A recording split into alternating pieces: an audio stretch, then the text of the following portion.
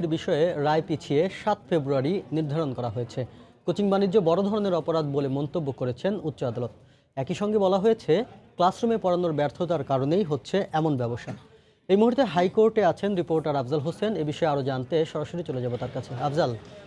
Shafin, coaching বাণিজ্য বন্ধের যে সরকারের যে নীতিমালা, সেই নীতিমালার বৈধতা চ্যালেঞ্জ করে 3টি পৃথক রিট হয়েছিল। তো সেই 3টি পৃথক রিটের প্রেক্ষিতে আজকে হাইকোর্টের যে দ্বৈত বেঞ্চ, সেই দ্বৈত বেঞ্চে কোচিং বাণিজ্যের বিষয়ে যে রায় হওয়ার কথা ছিল, তো আজকে আমরা দেখেছি যে সকালবেলাতেই এই মামলাটি রায় ঘোষণার জন্য 5 নম্বর কার্যতালিকায় রাখা হয়েছিল। কিন্তু এই মামলাটি যেহেতু শিক্ষা ব্যবস্থার সাথে সংশ্লিষ্ট, সেই কারণেই হাইকোর্ট সুপ্রিম কোর্টের দুজন বিজ্ঞ আইনজীবী তাদের মতামত শুনেছেন। তো আজকে তার মধ্যে যে আইনজীবী ফিদা এম কামাল, তিনি তার মতামতটি আদালতে দাখিল করেছেন, যেটি এই মামলার আদকে বা এই মামলার শুনানিতে যে বিষয়গুলো উঠে এসেছে, যে আসলে কোচিং বাণিজ্য কেন হচ্ছে বাংলাদেশে। এর আগে কিন্তু কোচিং বাণিজ্য ছিল, কিন্তু এই ধরনের বাণিজ্যিক আকারে হতো না, যার কারণে কোচিং বাণিজ্যের বিষয়টি কেন হয়েছে, যার কারণে আদালত যেটি বলার চেষ্টা করেছেন, যেহেতু ক্লাসরুমে যে শিক্ষা ব্যবস্থা, সেই শিক্ষা ব্যবস্থার ব্যর্থতার কারণেই কিন্তু কোচিং বাণিজ্যগুলো চলছে, এবং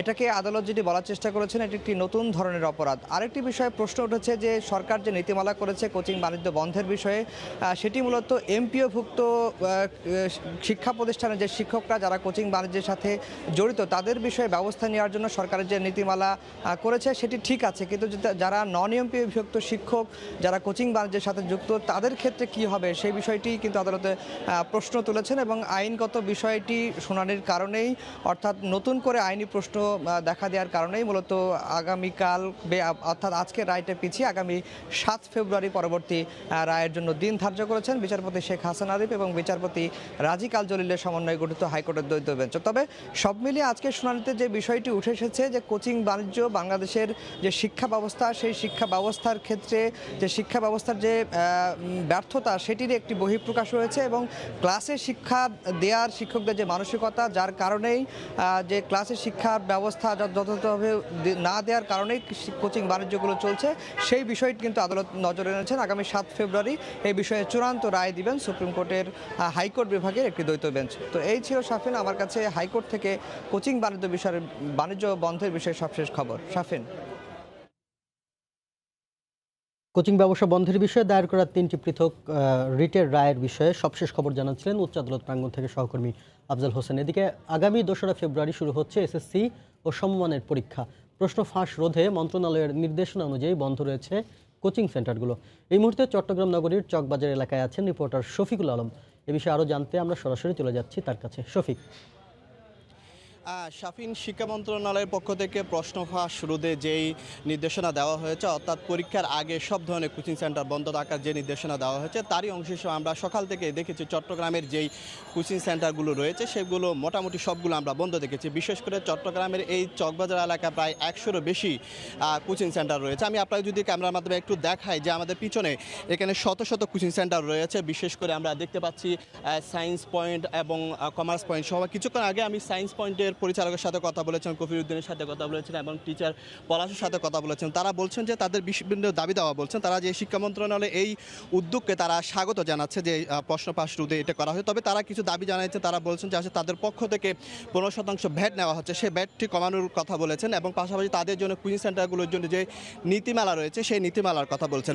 আরেকটি কথা জানিয়ে রাখি, আজকে যে সকাল থেকে দুদকের চেয়ারম্যান ইকবাল মাহমুদ তিনি পরিদর্শনে এসেছিলেন চট্টগ্রামে বেশ কিছু এলাকায় তিনি পরিদর্শন করে, বিশেষ করে 3টি স্কুল তিনি পরিদর্শন করেছিলেন। বিশেষ করে কাঠরি নুরুল হক উচ্চ বিদ্যালয় তিনি পরিদর্শন করে কিছু অনিয়ম পেয়েছেন, সেখানে তিনি 9 জন শিক্ষকের মধ্যে মাত্র 1 জন শিক্ষকের উপস্থিতি তিনি পেয়েছেন, এবং ভাটিয়ারি সরকারি প্রাথমিক বিদ্যালয়ে তিনি পরিদর্শন করেছেন, এবং সীতাকুণ্ডা আরেকটি স্কুল তিনি পরিদর্শন করেছেন। আপনি হয়তো দেখতে পাচ্ছেন যে এখানে একেবারে চকবাজারের এই এলাকায় প্রায় 100-এরও বেশি কোচিং সেন্টার রয়েছে, এবং এখানে বিভিন্ন কলেজ রয়েছে, বিশ্ববিদ্যালয় রয়েছে, বেসরকারি বিশ্ববিদ্যালয় রয়েছে, এবং এখানে প্রায় 50টির বেশি বিভিন্ন প্রাথমিক এবং উচ্চ বিদ্যালয় রয়েছে। সবগুলো স্টুডেন্টরা কিন্তু এখানে এসে কিন্তু এই কোচিং সেন্টারে কিন্তু তারা পড়ে।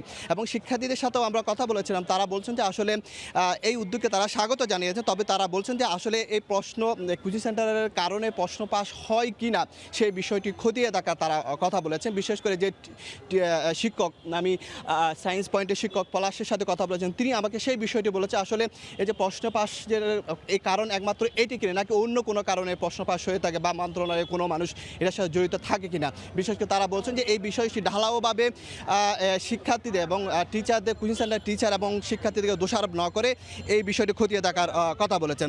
তো সব কিছু মিলে আপনাকে যেটি বলতে পারে, আসলে সকাল থেকে আমরা দেখেছিলাম চট্টগ্রামের চকবাজার সব বিভিন্ন যে কোচিং সেন্টার রয়েছে সেখানে আমরা এসেছি এবং সেখানে এসে আমরা দেখেছি বিভিন্ন কোচিং সেন্টার বন্ধ পেয়েছে, এখনও পর্যন্ত কোনো কোচিং সেন্টার খোলা পায়নি। তবে শিক্ষকরা এটাকে স্বাগত জানিয়েছেন তাদের এই উদ্যোগকে। শাফিন। মন্ত্রণালয়ের নির্দেশনা অনুযায়ী কোচিং সেন্টারগুলো বন্ধ রয়েছে কিনা এই বিষয়ে সবশেষ খবর জানাতে চট্টগ্রাম নগরীর চকবাজার এলাকা থেকে শফিকুল আলম জানাচ্ছিলেন। এ বিষয়ে আরও জানাতে ময়মনসিংহের বাউন্ডারি রোডে আছেন রিপোর্টার হারুনুর রশিদ। সরাসরি চলে যাচ্ছি তার কাছে। হারুন।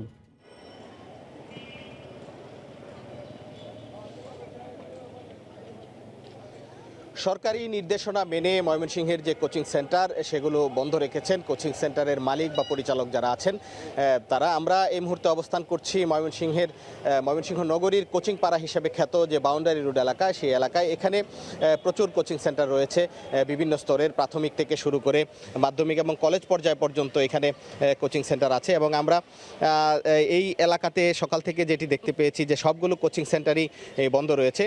দর্শক, আপনারা দেখতে পাচ্ছেন যে আমরা এখন বাউন্ডারি রোডের যে এলাকাটিতে আছে, এখানে যাদের এখন দেখতে পাচ্ছেন ক্যামেরার সামনে, তারা আসলে বিভিন্ন কোচিং সেন্টারের কেউ পরিচালক, কেউ মালিক বা কেউ শিক্ষকতা করেন। তারা এখানে কোচিং বন্ধ রেখে কোচিং সেন্টারের সামনে অবস্থান নিয়েছেন। এবং এখানে আসলে আজকে বন্ধের প্রথম দিন থাকার কারণে অনেক অভিভাবক এবং শিক্ষার্থীরা তারা কোচিং সেন্টারে আসছেন আমরা দেখেছি।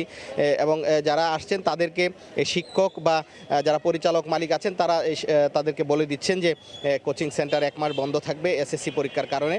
এবং তারা এই কারণেই কোচিং সেন্টার বন্ধ রেখেই সামনে অবস্থান করছেন। এবং আমরা শিক্ষার্থী এবং অভিভাবকদেরকেও দেখেছি যে বেশ কিছু সংখ্যক অভিভাবক এবং শিক্ষার্থী তারা এই কোচিং সেন্টারে এসেছেন।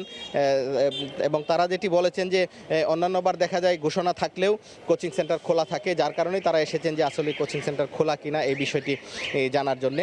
তারপরে এখানে বন্ধ দেখে তারা শিক্ষার্থীদের নিয়ে চলে যাচ্ছেন।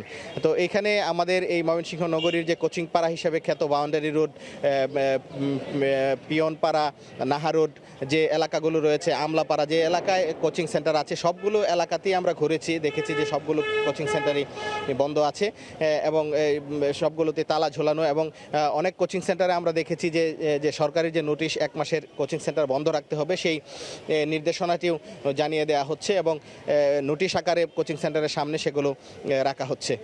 তো আমরা যে বিষয়টি দেখছি যে আসলে কোচিং সেন্টারের মালিক তারা স্বতঃস্ফূর্তভাবে এটি বন্ধ রেখেছেন এবং শিক্ষার্থীরাও আসছেন বা অভিভাবকরা আসছেন এবং এই বন্ধ দেখে তারা ফিরে যাচ্ছেন। তো এই ছিল আমার ময়মনসিংহের বাউন্ডারি রোড এলাকা থেকে কোচিং সেন্টারের সর্বশেষ খবর।